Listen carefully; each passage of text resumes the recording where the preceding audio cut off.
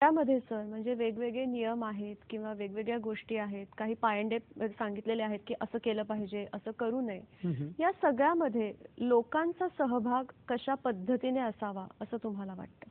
हां. सर्वसामान्यांचा सहभाग. सर्वसामान्यांचा सहभागच आवश्यक आहे.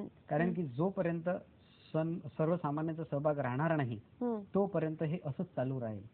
प्रोबेबल ऑलमोस्ट सर्टन फ्युचर याचं असं राहील, असंच घडत राहिलं तर येणाऱ्या ज्या 7 पिढ्या आहेत ते आपण म्हणतो आम्ही 7 पिढ्यांसाठी कमावून ठेवून राहिलो, परंतु ही जी 7 पिढ्या येणार आहे प्लास्टिक मध्ये एक तुमची पन्नी जी आहे ती शेकडो वर्षे जिवंत राहते, 7 पिढ्यापेक्षा जास्त.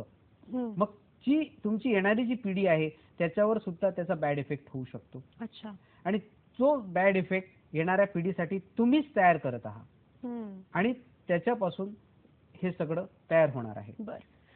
आणि जे तुम्ही सांगितलं की ह्या प्रकारे कसं आपण त्याचं वर्कआउट करू शकतो आणि लोकांचा सहभाग कसा होऊ शकतो. लोकांचा सहभाग जनजागृतीच्या माध्यमातून, लोकांचा सहभाग समोर येणं, सरकारला निवेदन देणं, सरकारला माहित असून सुद्धा बाकीचे जे काही जे उत्पादन होत आहे त्याला बंद करणं.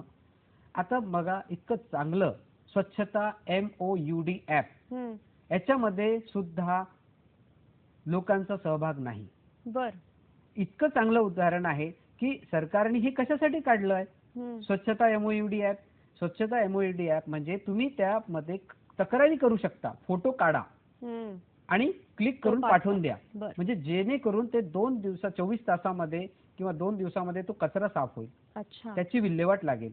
आणि याच्यात अजून नॅशनल ग्रीन ट्रिब्युनलने सुद्धा त्याच्यावर आता ऑर्डर केलेली आहे. जो कोणी कचरा करत असेल त्याला 5,000 रुपये दंड. हे कोणाची लोकांचे सहभाग असल्यामुळे त्याचा जो कचरा करत त्याचा फोटो काढा आणि पाठवून द्या, त्याला 5,000 रुपयाचा दंड आहे. जो कोणी कचरा जाळत असेल त्याला 25,000चा दंड आकारलेला आहे. प्लास्टिकचा धूर कारण सगळ्यात हानिकारक आहे. हे रूल का बरं काढलेले आहेत त्याच्यासाठी की तुम्ही इम्प्लिमेंट करा आणि लोक सहभागाशिवाय ते होणार नाही. आणि लोकांचा सहभाग घरून कापडी पिशवी नेणं तर मग हे सुद्धा लोकांचा सहभाग आहे. फारच सोपा. त्याच्यासाठी आम्ही सुद्धा एक स्टिकर सुद्धा म्हणजे लोकांना आठवण राहावी म्हणून काय तुम्ही आपल्या सोबत कापडी पिशवी घेतली आहे असे सुद्धा आम्ही स्टिकर काढलेले आहेत. ते गाडीवर जेव्हा किक मारतील किंवा 4 व्हीलर असेल तर त्या स्टेअरिंगवर ते लावलेले आहेत म्हणजे जेणेकरून आठवण राहील आम्ही कापडी पिशवी घरूनच घेऊन जाऊ.